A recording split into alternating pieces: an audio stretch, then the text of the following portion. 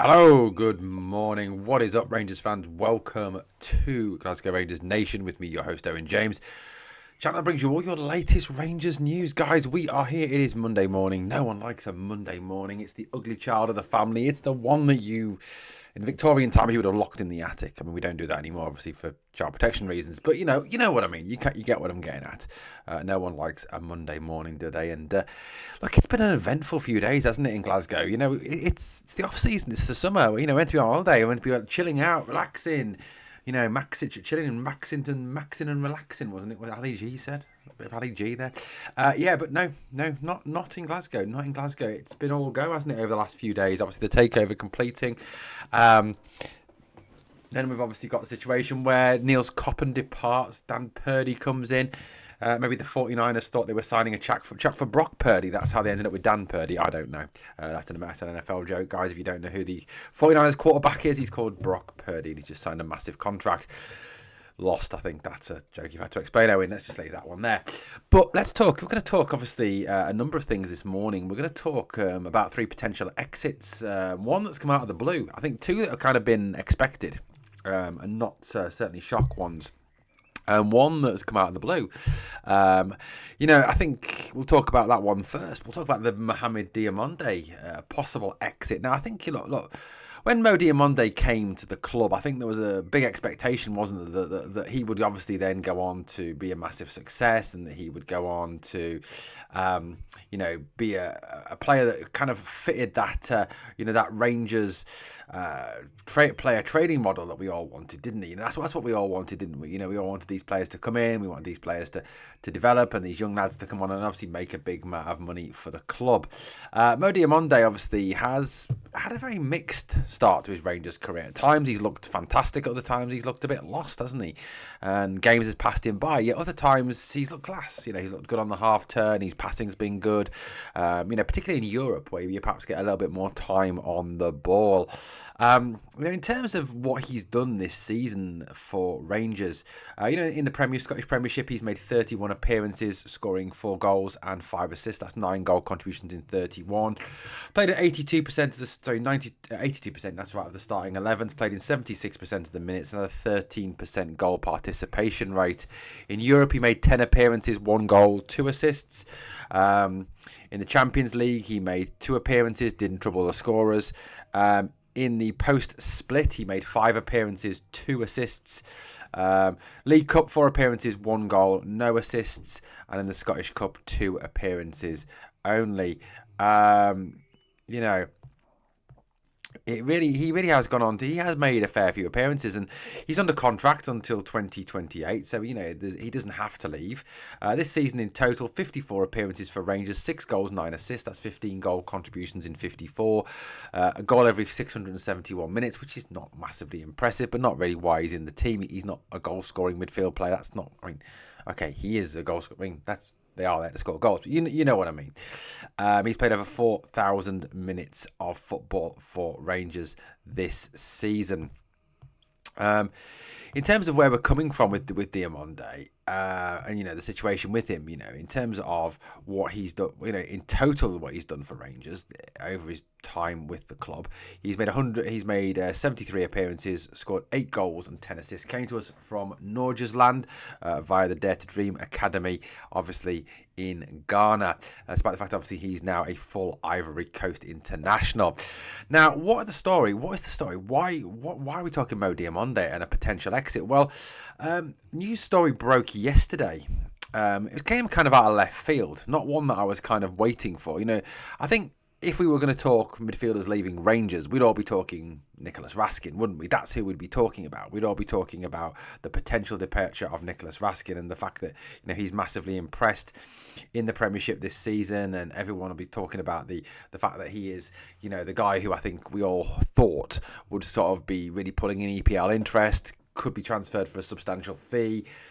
I've heard links to Aston Villa, to Leeds, to Newcastle, all top clubs in the Premier League potentially looking at our Belgian international, the best Belgian in the SPL. However, According to a number of stories that are out, that started yesterday and I'm sure have continued this morning. I haven't really looked this morning. Rangers midfielder Mohamed Diamande is attracting interest from Everton. The Premier League side are expecting to strengthen this summer, and Diamande is very much amongst their targets. And it's all over the media. It's all over a number of sites. Everton fan media also reporting it as well. Apparently he's on a list of targets. EFC Daily are talking about him as well. Like I said, it's Everton fan media going heavy on this as well. No word as yet, to what sort of fee people would look for Mohamed Diamande. How much would he cost, etc., etc. Transfer market values him around €7 million, which is about £5 million, £6 million. I think which would be a very fair fee for a player that we didn't pay a substantial amount for. Certainly, he didn't cost an arm and a leg, and he is one of perhaps the signings that old Niels Coppen, obviously now departed, made that was potentially a success. In terms of the fee, he cost Rangers a grand total of €5 million, about £4 million. So if we can make a £2-3 million profit on him, that's not bad. He's not a player I would expect him to be sold for a huge profit. He hasn't really pulled up masses and masses of trees, and I do find this link a little bit out of left field. It's not one that I would have kind of ever come up with. If you're looking at Rangers' present squad and you're looking at players in the squad that could attract interest from elsewhere, you're looking at Jack Butland, whatever you think of him. You're looking at we're aware of the interest in Ridvan, we're aware of the interest in Proper. I think you're looking perhaps at Raskin, you're looking perhaps at Dessers, who's attracting interest from, I think it's Ajax Athens, maybe even Danilo back to one of the Eredivisie clubs. Hamza was obviously attracting interest from West Ham and Everton at Christmas time. So, I think they were the players you kind of thought of as potentials. I certainly wasn't seeing Diamande as being a potential target for an EPL team. I think long term we all kind of saw Diamande as potentially an EPL target, but I honestly believe that this was more of a long term thing, that we'd have to perhaps put another, say, 12 to 18 months and really up his performances consistently. Look, I think Diamande's been the victim of misuse. I think, whether it's Barry Ferguson, whether it's Philippe Clement, whoever it's been, hasn't really used him in the right way. I think the guy's more an 8. He's more a guy that needs to be sort of freed from defensive duties, given a bit of freedom to get forward, to play kind of between the lines. He doesn't really get that at the moment, because I think the way Rangers play, the fact that we're under the cosh, that we've been weak in midfield this past season.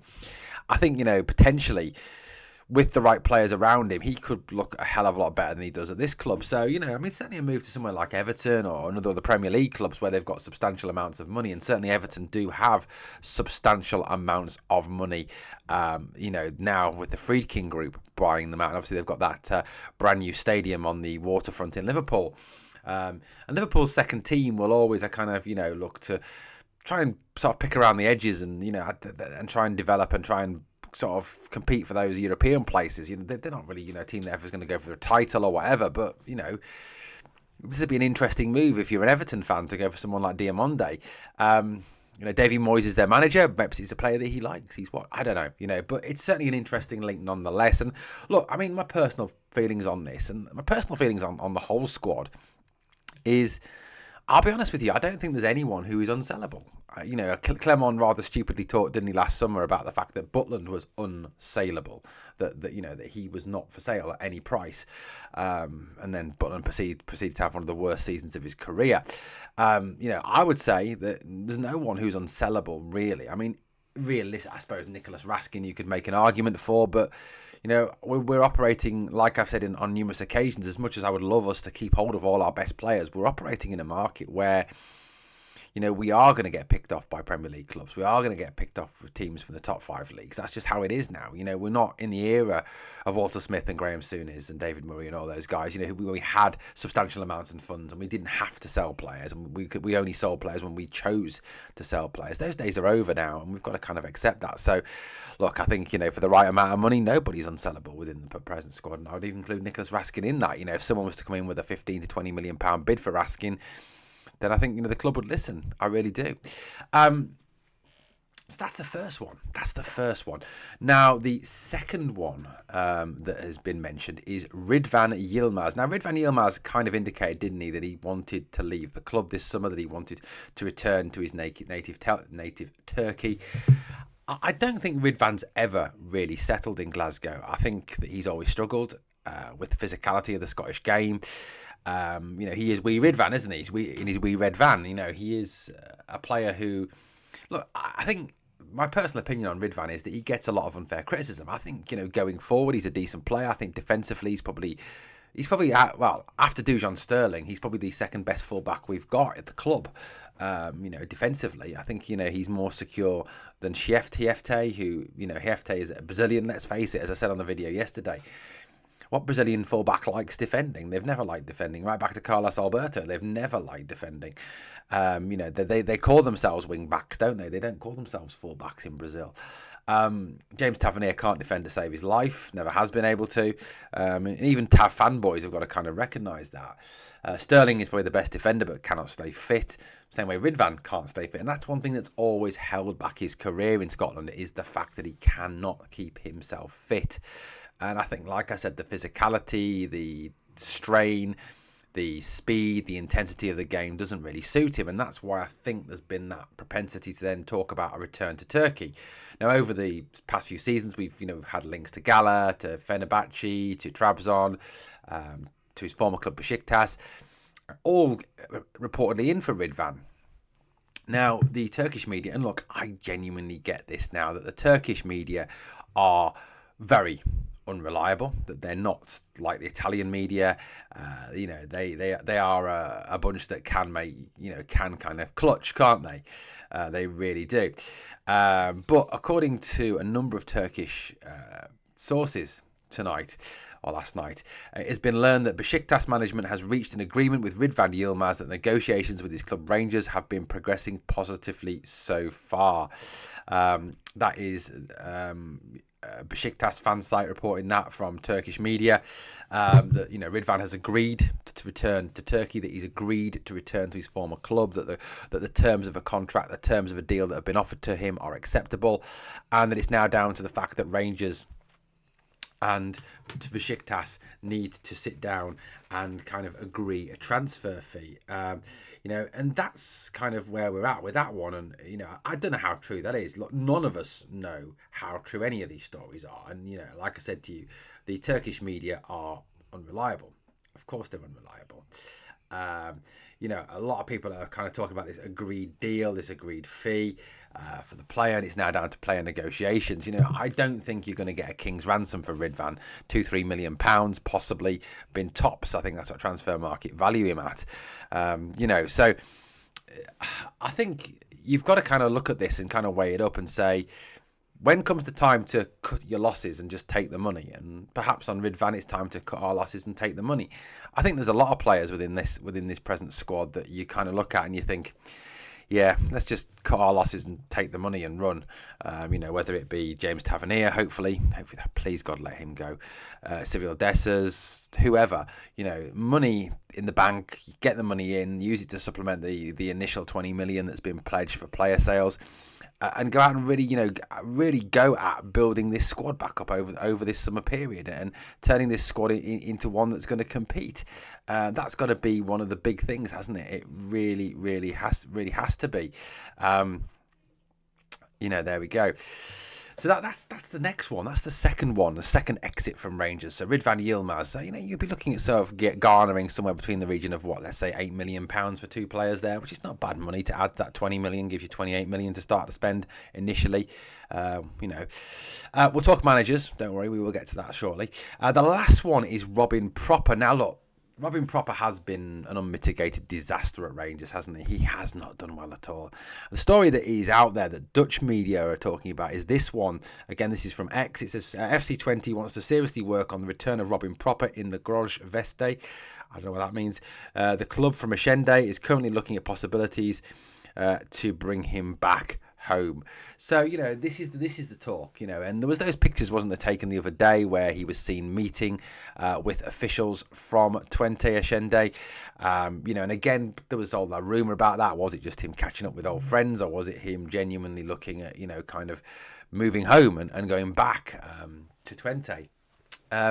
Look, I think, if we go back over the move, I don't think it's worked out. It really genuinely has not worked out for Robin Proper, has it? It really hasn't. He struggled in Scotland. He struggled with the pace of the game. He struggled with the physicality of the game. He struggled with the energy levels of the game.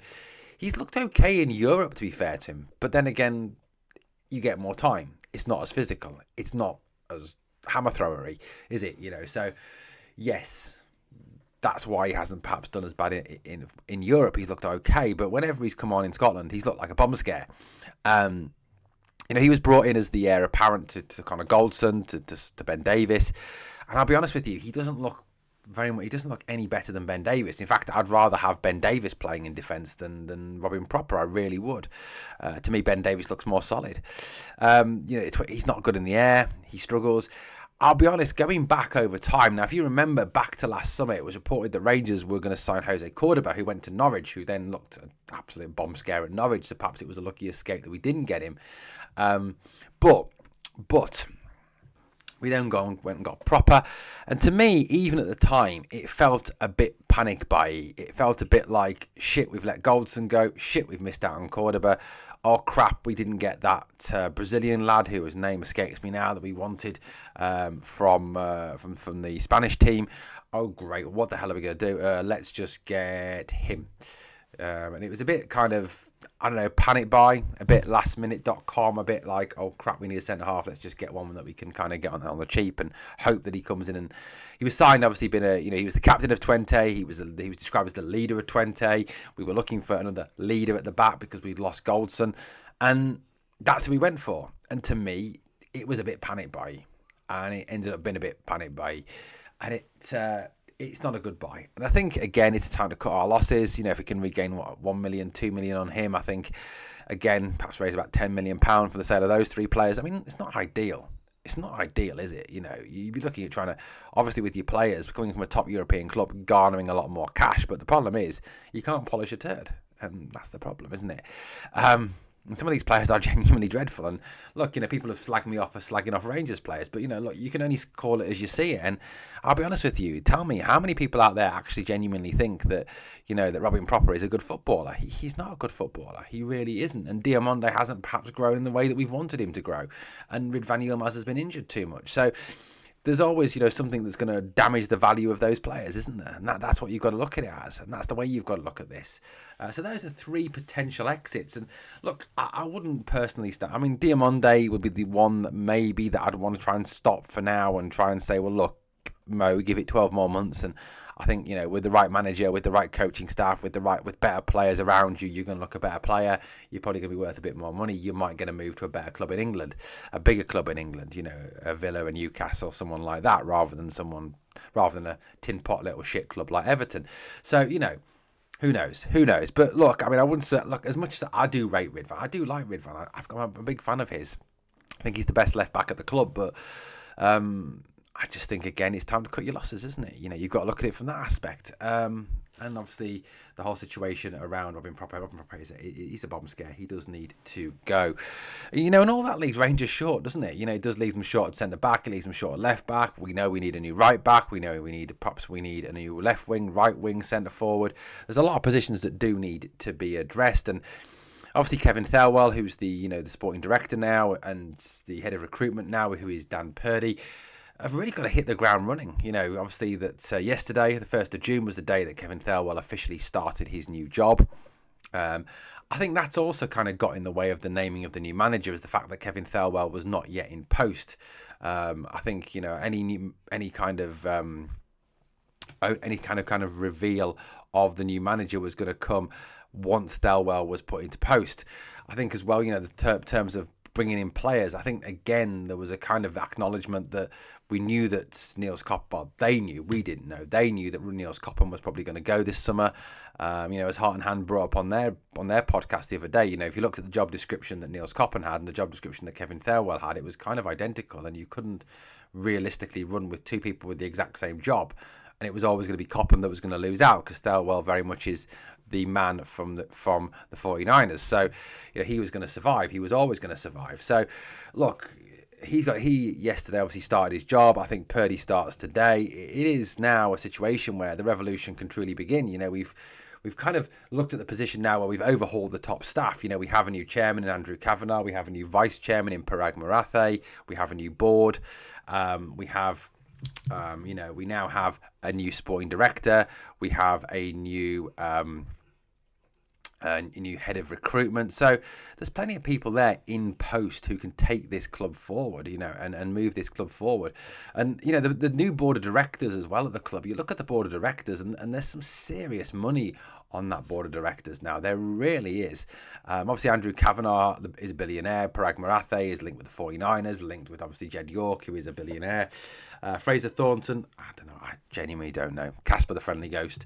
Patrick Stewart, Elmer Fudd, he's sacked. Absolute joke. I can't stand the man. John Halstead, who is a US businessman, another US businessman, very, very rich US businessman. John Halstead, for those of you who don't know, was at Rangers previously under the past regime. He's got 30 years of private equity experience. He's from Wyoming in the States. Again, a wealthy guy. George Taylor is a British investment banker, a non-executive director of the football club. He was born in Glasgow. He's a Rangers fan. He's a Rangers man. Again, he's all about. He's an investment banker. Again, a wealthy guy.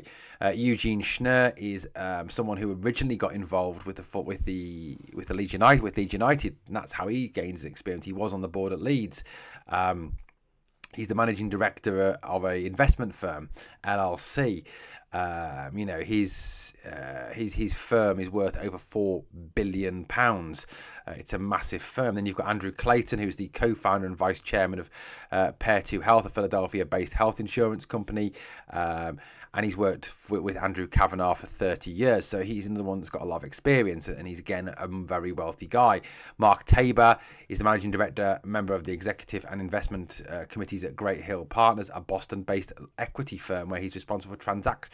Again, money, finance, business. It's all about investment. It's about equity. These are guys that know how to run businesses, how to bring in money, how to generate money. And this is the new board, and it's an exciting new start with this board. So, the Niners have worked very, very quickly on coming in. There's a new chairman, there's a new vice chairman, there's a new board. The board are businessmen. They are businessmen who understand how to generate money, how to generate revenue streams, how to bring in equity. This is what they need. At the football club, we now have a new director of football. We have our sporting director. We have a new head of recruitment. The next step, obviously, is the manager.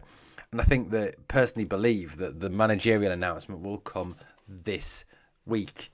I do believe that a manager will be revealed this week. Now, I've heard multiple conversations about this. Spanish media, German media, Italian media saying that Ancelotti's done and it will be announced this week.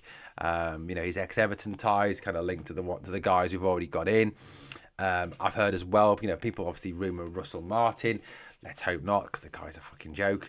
Priska. I've even heard people talk about, potentially having someone who could well be, out of left field, who could be someone who genuinely, is not, has not even been talked about yet. That's another one. So, I do think though that the managerial announcement will come this week. I think a lot of the smart money is on Ancelotti. That's where a lot of the new money is coming from. There we go. I don't know. I mean, it could be any of those. It could be any of them. It really genuinely could. So I'm hoping that there'll be a here we go this week on the manager. I'm hoping that someone will obviously announce this week that the new Rangers manager is. And I think once the new manager's in place, that's when we really start to hit this ground running and the revolution really begins and the new players start arriving, hopefully, and the old players start shipping out. And, this is now the period where these guys that have come in will start to make these changes. And, people have talked about, well, no one's moved off yet. Well, the transfer window only opened yesterday. And obviously Thelwell, and I'm sure Kevin Thelwell, I'm sure that Dan Purdy, I'm sure that, the guys at the top will have been looking at these players already and saying, well, right, we'll keep these guys around. They can do a job for us. These guys here, out you go. Let's get ready to move on from some of the old lot that we have. Look, I don't know. that's where we're at the moment, guys. It's a fascinating time, isn't it? It's a very exciting time, an interesting time to be a Rangers fan. It really genuinely is. There's a lot I think will change. A lot will move on over the next few months. Obviously, we know that it's sort of mid-June that the pre-season begins again back at Ockenhowie. We know that those fixtures are booked in for July. We know, obviously, these Champions League games are in July. It's all go. It's all go from now on. And now I think we're going to see these guys really hit the ground running, hopefully. These moves have been made. The changes have been made. It's time to start acting. It's time to start the revolution. Guys, let me know your thoughts in the comments. Well, thank you for watching Glasgow Rangers Nation. As always, guys, if you enjoyed the content, please like, comment, share, and subscribe. And remember always, we are the people.